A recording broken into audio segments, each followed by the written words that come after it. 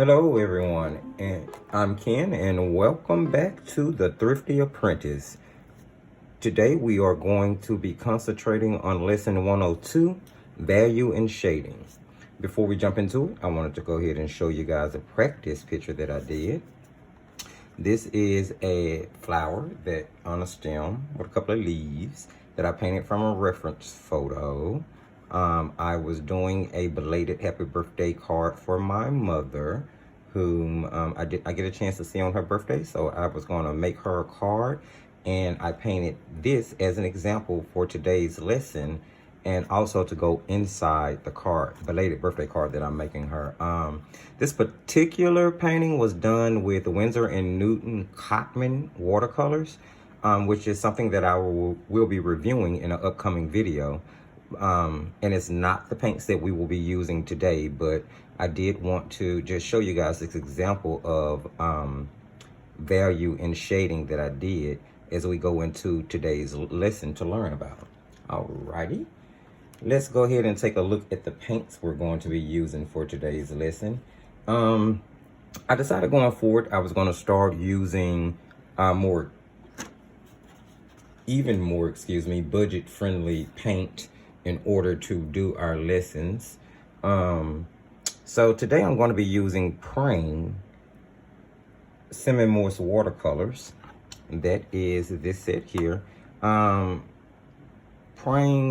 is a wonderfully vibrant and transparent watercolor set. I do believe it's a kid's watercolor set if I'm not mistaken. However, the vibrancy and the color and the pigments is ridiculous. Now, this particular palette I got years and years and years ago when I was in design school for one of my Art 101 classes, and I didn't use it.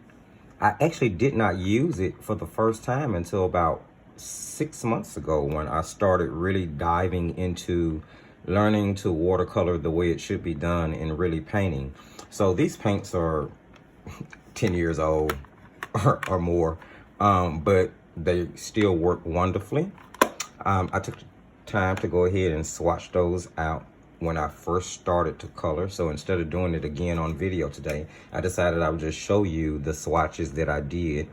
And I just cut a fourth of a 9x12 piece of Strathmore watercolor paper and swatch the paints out on that. I'm not sure if you guys can see it, but I hold it up a little bit more so you can. The colors are very vibrant and pretty. I really love them, and I think that they are great for art journaling. But this is not a Prane review. I just wanted to kind of give you guys an introduction to the paints that we're going to be using for today's lesson. So let's dive right on in. Today's lesson is going to be about value and shading, and we're going to do two activities for today's lesson. We're going to do a value and shading chart, and we're going to do a quick reference draw and paint, which I did. This particular picture will be uploaded and posted in the description section under reference photo if you guys would like to download it, print it. You can draw it, or you can hold it up to a window during the daytime with the watercolor paper on top and trace it. Or you can even use transfer paper to put down between the image and your watercolor paper and draw on top of the picture, and it will transfer it to the watercolor paper for you. So there are several different ways if you're not comfortable with drawing yet, to get the image transferred onto the watercolor paper. And this is just a 9x12 sheet of Canson watercolor paper that I've cut down for different projects. And I had these pieces left over, so I decided to use them for today's project. So we are going to jump right in because we don't want to make the video too long today. So we're going to jump right into the lesson and talk about value and shades. Now, if you don't know what value is the different shade contents that you can get from a single color, going from light to dark. And I like to always think of it as light to dark because that's normally the method we use in watercolor painting. We put down our lights first, then we come back in with our darks. And shading is simply adding shadows or darker color to a lighter version of that color in order to make contrast between the light and the dark version. It adds a lot of depth or quote unquote value to your paintings. So as I said, we're going to be using the plain watercolor set today, and I am just going to grab a brush. I'm probably going to grab a let's see here, what do I have? I have several different brushes that I've collected over the last couple of months in order to start becoming a better artist myself. And of course, we all know that just like the paints, just like the paper, brushes, some of them can be really good. Some of them can be really crappy. But I do believe that the Royal line or Royal and Langnickel brushes tend to be very good. If you can get the Manta set, they're really good. If you can get the Zen set, they're really good as well. They both tend to hold a decent amount of water, and they're really comfortable to paint with. I'm trying to find a brush that is going to be appropriate for the size painting or for what we're doing today. And I really wanted, I'm just going to use this. This is a 3/4 brush, 19 millimeter by Royal and Langnickel. It is a synthetic brush, so it's not going to hold a tremendous amount of water, but I think it's going to serve the purpose for the shading and value chart that we're going to do. So I'm just going to go ahead and jump right in and start talking about what's going on. Today we're going to be using three primary colors, blue, red, and yellow. And the reason I tend to stick to primary colors when I am doing projects is because it forces me to continue to learn color mixing. And as a new artist, I want to become better at color mixing. So I tend to stick to the 3 primary colors of any brand of paint that I buy, simply because I want to see the mixes that it'll make, whether it has a lot of fillers in it or is it more pure pigmented. And because it's going to force me to become more comfortable with just mixing colors in case I don't have a palette with a large variety of colors to choose from. So we'll start on the left with the lightest shade, and I have 5 boxes here. So what we're going to do is we're going to gradually add color in order to make the value deeper as we go from light to dark for each one of these colors. Here on the bottom, we are going to actually use a shade chart so that we can see how the color shade as you layer a color on top of itself. And I just made this chart. I used a ruler and just kind of made sure that my blocks were all kind of symmetrical so that you guys would be able to see and it would be big enough to actually get good content from. All right, so I am just going to grab some water here. And by the way, I also love this praying palette. This is known as a clamshell. I know, I guess it's because it's the first palette I ever got. We always tend to be partial to the very first thing we use in anything. I'm so partial that I want to order empty palettes to put my other paints in because I just like this. I like this double-sided clamshell. I don't know. We like what we like, right? So I'm just gonna go ahead and put down a puddle of water. And this brush actually is not clean, guys.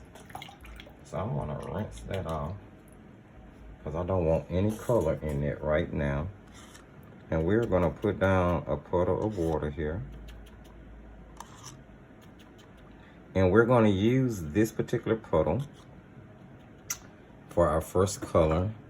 And how we're gonna do this is we're gonna start by adding a little paint into the water at a time. There are several different ways from my research that I've seen to do this. And I think this particular way is the best way for me and the way that I paint. But you can do it several different ways. You can start light, gradually add paint to get each value, or you can water it down to start with your lightest color, go directly from the pen for the darkest value, and then work on the values in between, however you choose to do it. But for the sake of this video, we're going to do it from light to dark. So I'm going to go ahead and we're going to start first with the blue, and I'm just going to use natural blue here, a regular blue shade. I'm not going to use a mix of anything. We're going to grab some blue and put it in our, and we're just going to leave that water down. We're just going to add a little blue because we do want the value really light. And keep in mind, the more water you add to a color, the lighter it's going to be. The less water and the more paint, the more pigmented and dark it's going to be. So I'm just going to come here and shade this in. And I'm not pre-wetting the paper or taping it down because I don't think we're going to be adding so much water to the paper that we're going to need that. So I'm just going to create that light wash, again from a very watered down blue paint. And if you get any puddles, you can just damp your brush off and then go back in and pick those puddles up. And now I'll just, once again, I'll dip my brush and kind of wipe out the excess water. I'll do one round in the paint, and then I'll add that paint into our mixture.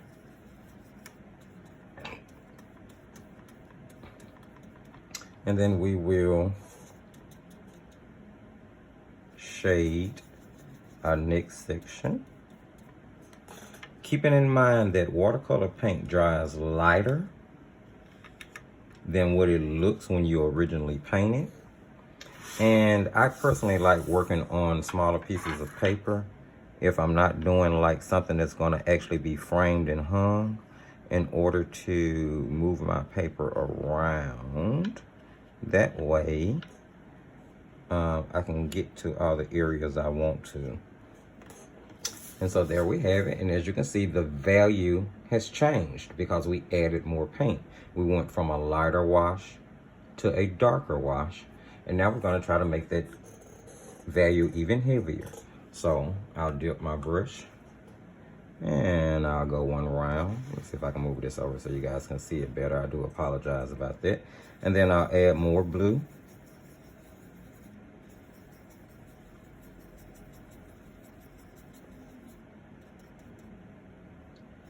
And then we're going to go ahead and paint our next square.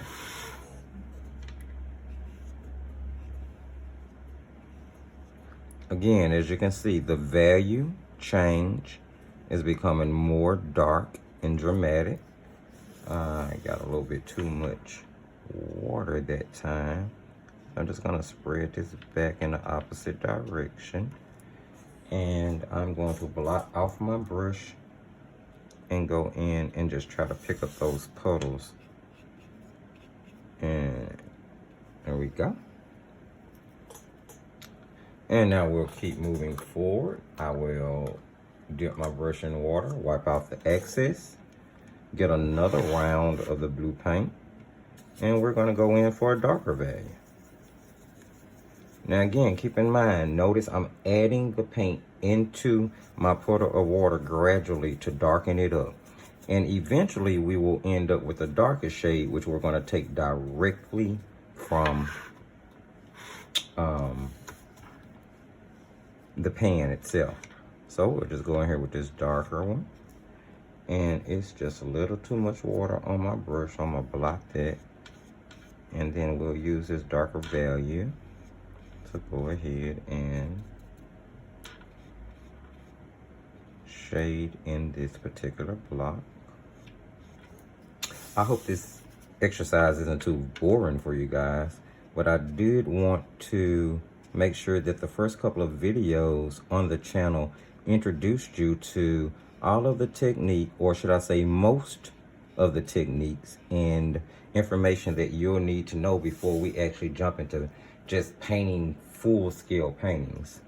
All right, and now for the last one, I am just going to go literally directly from the pan.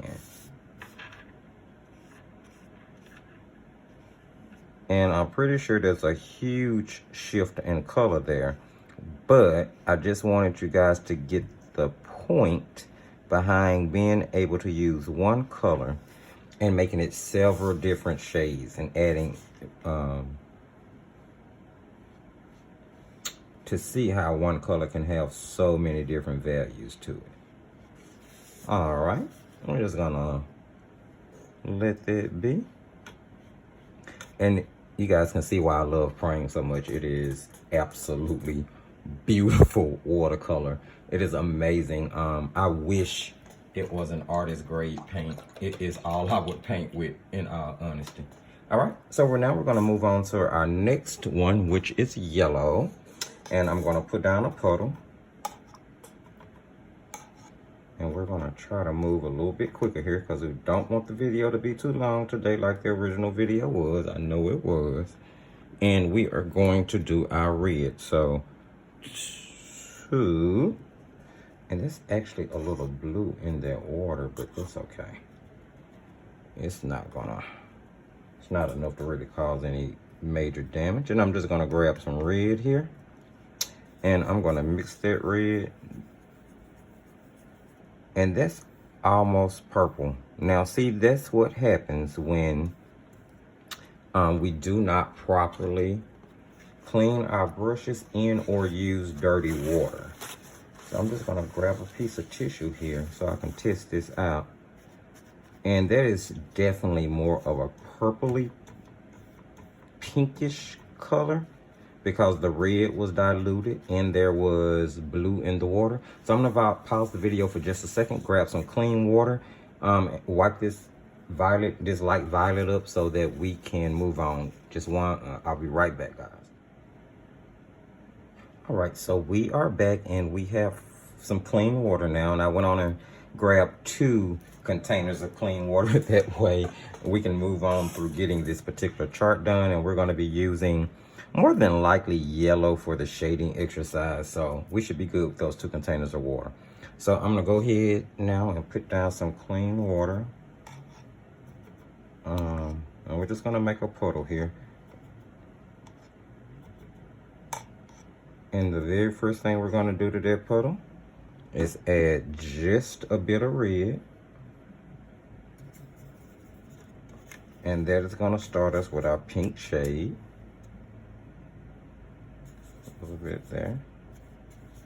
And we just wanna make sure that that is watered down. And then we're gonna go ahead and move in and paint. That's a bit light for me. I'm gonna darken it up just a little bit so you guys can see it. There we go. Now that lighter wash that I put down at first would have been a beautiful, beautiful, beautiful color if we were doing like roses or flowers. But for the sake of this particular exercise, I just wanted to get it a little darker so you guys can see it on camera. I'm gonna block my brush because as you can see here, I have puddles. And I don't want the paper to buckle. So I'm just going to I blotted my brush off and now I'm just going back over there to lift those puddles out of my paper. And that should be fine. Now I will go in and once again, add a little water to my brush, wipe off the excess, and then more red to my paint puddle.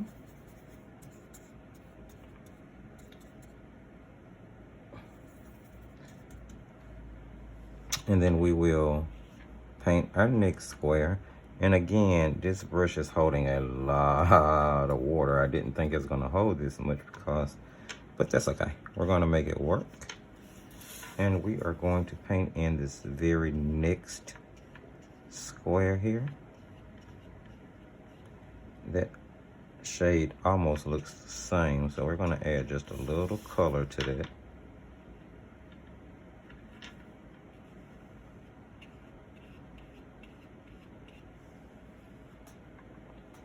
And again, we're gonna go in and pick up the excess puddles. This brush is holding a lot more water than I was anticipating it holding. That's okay. I'm just gonna adapt that out and we're gonna work with it.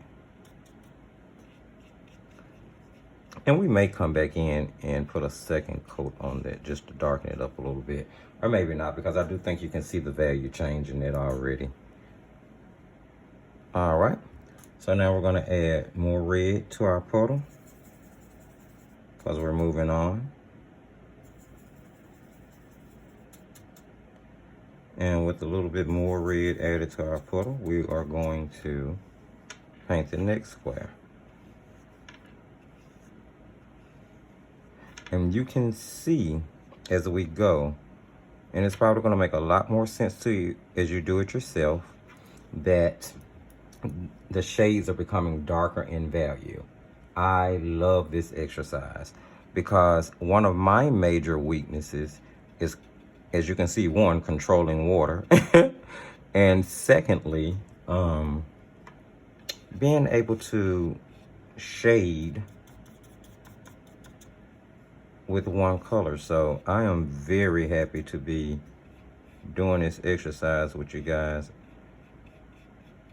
All right, and now we'll come back in and we'll rinse the brush, add more red to darken the value.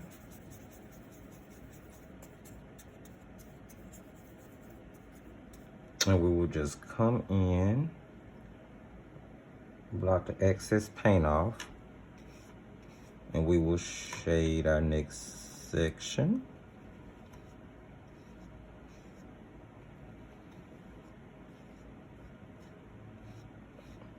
Beautiful, beautiful, beautiful. And I think you can definitely see the color shift. I think I might need to switch brushes. No, you know what? No, I'm not. I am going to force myself to use this brush. All right. And now we will definitely go in with the darker value, or the darkest of the values, and we're gonna paint directly from the pan. So I'm just gonna grab some red on my brush, and we will go over here and just paint that in.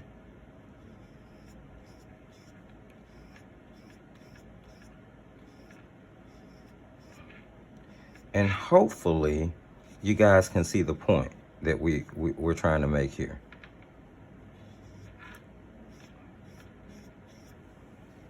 All right, so that's our red. And next we're gonna go ahead and move on to our yellow. We're gonna try to go ahead and get this done. So I'm just gonna clean my brush really good, make sure there's no red in it, because we know that if we mix red in the yellow, can anybody remember what color that's gonna make? Orange. Orange is right. So I'm just gonna make sure my brush is really clean and free of the red paint as much as I possibly can, because yellow, that yellow will become contaminated very quickly. I mean, quicker than you could possibly think. So now I'm just gonna put down another puddle of water here. And I am using my palette to keep these paint colors separate, because I will be using those primaries to paint the quick reference photo that we have for today. So now that I have some water down here, I'm just gonna go ahead and go directly into my yellow. I'm gonna add a little to the pan.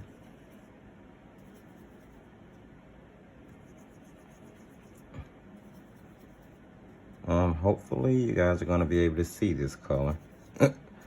Yellow is really light.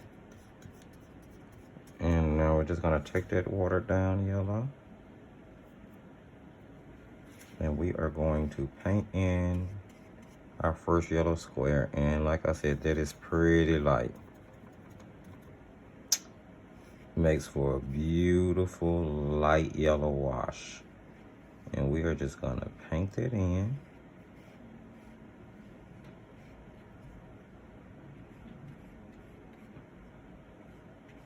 Alrighty. And then we'll add more yellow. And we're just gonna keep moving up in value by adding yellow color until we get all the way to the end, just like we did with the other two.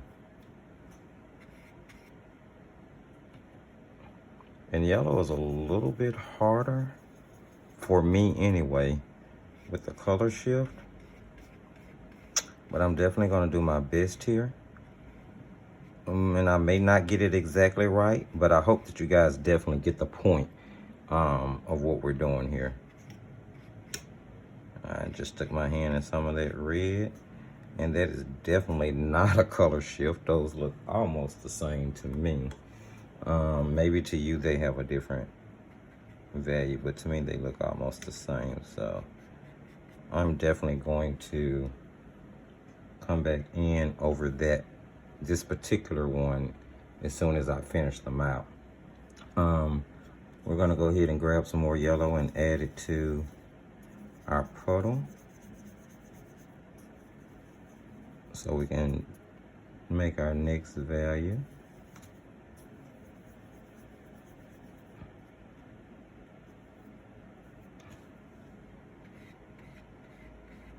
That's definitely a little darker. And you have to kind of get heavy-handed with your yellow for it to show up. Although with praying, it's still very, very bright and vibrant. Okay, and then we'll continue to move on down by adding more yellow. And I'm actually almost out of yellow paint in this praying set, if you guys can see. I love this little set. I use it for a lot of my journaling. And we'll eventually have a video where we talk about keeping an art journal and the ways it can help you progress and grow, especially being able to have all your work in one place and look back on it to see the things that you need to work on. Okay, and for the last one, we're just gonna go directly from the tube here. I'm sorry, directly from the pan. So we're just gonna paint that in directly from the pan. Just like so. And there we have it. Blue, red, and yellow, our primaries shaded in value from light to dark. Now I'm pretty sure there are some values in between. We just kind of rough this just so that you can get the point of how you can take one color and change the depth so dramatically that it goes from something so light to the darkest it can be directly out the pan. So now for our shading project down here, I think I'm gonna switch back and use red for this one. So I'm just gonna clean my brush. But yeah, I definitely think I'm gonna shift back and use red for this one. But before I do, I'm just gonna grab a piece of my paper here and I'm gonna go and blot up those puddles that's on my paper, because I do want those to go, I want that to go ahead and dry.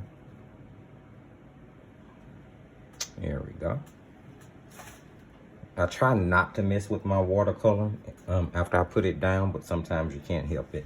So now we're going to take the same red that we already had mixed up in the palette here to make that darker color. We're not gonna add anything to it. What we're gonna do is we're gonna skip the first square because that's white. And then we're gonna shade down by adding the exact same puddle to itself as it dries to show you the difference of how you can add value by layering. So I'm gonna start here and I'm literally gonna paint all the way down. I'm just gonna paint all of this in, try to get it done quickly so that it's one flat wash of light color.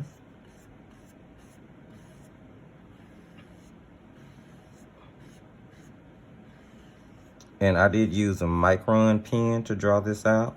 So it is water resistant and fade proof. So I'm able to paint right over that without any issues. And now what we're gonna do is take 2 seconds, let this dry, and then come back and add the second value coating. All right, now that this has dried, we're gonna go ahead and again use the exact same shade. And this time we're gonna start one over and we're gonna paint again. Again, allowing you to see how layering changes the value. And we're just gonna let that layer, there we go. Now we're gonna let that layer dry and we'll come back and continue. All right, so now that that's dry, we'll go ahead and add another layer of the same color. This time we're gonna skip another and do the last two. And as you can see, our shade is steady darkening up. All right, now that we have that layer on, it has to dry, and we'll do the last one. All right, now that that's dry, we're gonna go ahead and add the very last one, and it looks like we have just enough paint left for that. And we will add that over the very last square. Like so. All right, guys, and there you have it. We have now done our value and shading chart. It wasn't hard, as you can see. It kind of gives you a general idea of what you can do with just one color of paint, or what you can do with several different colors of paint by either adding more water or taking water away from it to get different shades of the same color. So again, we did blue, red, and yellow, and then we had a shading exercise with just the red. Now, to each his own, whichever way you like to do it is gonna, in whatever way works best for you, is gonna be the best way for you to do it. For me personally, shading or adding layers to achieve different colors of shade is the way that I like to go. There are some times when I'll just put down a puddle and get the different shades by adding paint to that puddle constantly. But 98% of the time, I like to layer my paints because in my own personal opinion, I think it just adds more depth and a better transition of color to the paints. So that is our value and shading lesson. So we are going to go ahead and move into our quick painting for this particular lesson. And I hope that you guys are really getting something from this. I mean, this exercise helped me a lot. And it helps me a lot because I do this exercise along with a couple of different ones every single time I get a new paint. And I do that for a lot of reasons. The main one is to see how they perform. Secondly, to see how they layer, the transparency, and how the color transition. Of course, we didn't do any color mixing here, but we will do color mixing here. So as you can see, I just took 1/4 of a 9x12 sheet of watercolor paper, and it's cut down, and I drew the image on. Again, this image is located under the reference section in the description, so please feel free to download it.